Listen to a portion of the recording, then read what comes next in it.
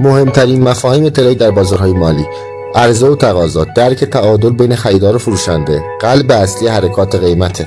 مدیریت سرمایه، تعیین حجم معاملات متناسب با کل سرمایه برای بقا در بازار.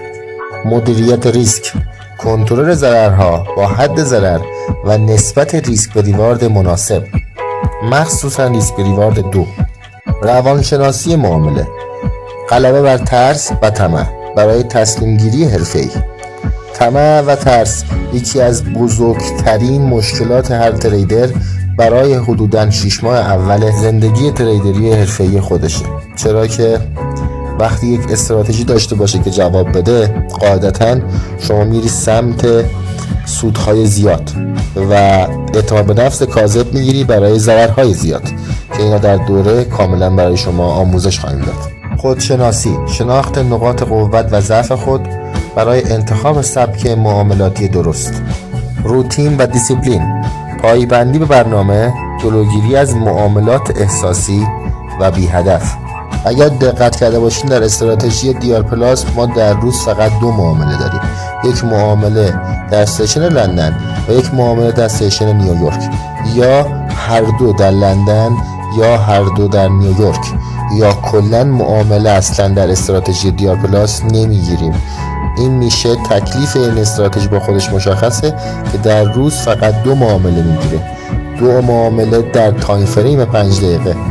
تحلیل تکنیکال، ابزار اصلی برای شناسایی روندها، سطوح کلیدی و نقاط ورود و خروج.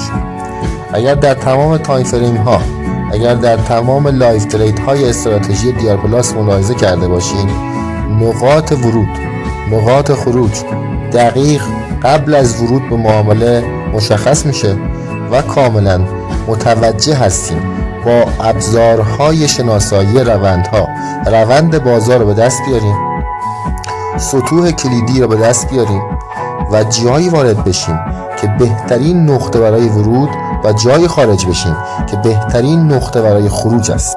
تحلیل فاندامنتال، ارزیابی ارزش واقعی پروژه ها و تأثیر اخبار بر بازار. و در آخر استراتژی معاملاتی دیار پلاس، ترکیب همه موارد در یک سیستم تست شده و قابل اعتماد و استفاده شده از علم اقتصاد، نوشته شده در سال 1397 تا 1400 و استفاده شده از 1400 تا به این لحظه در حساب‌های مارجین بسیار بزرگ و پراپ‌های پاس شده درجه 1 و اصولی برای همکاری و ادامه روند معاملاتی ما در این صفحه رسمی.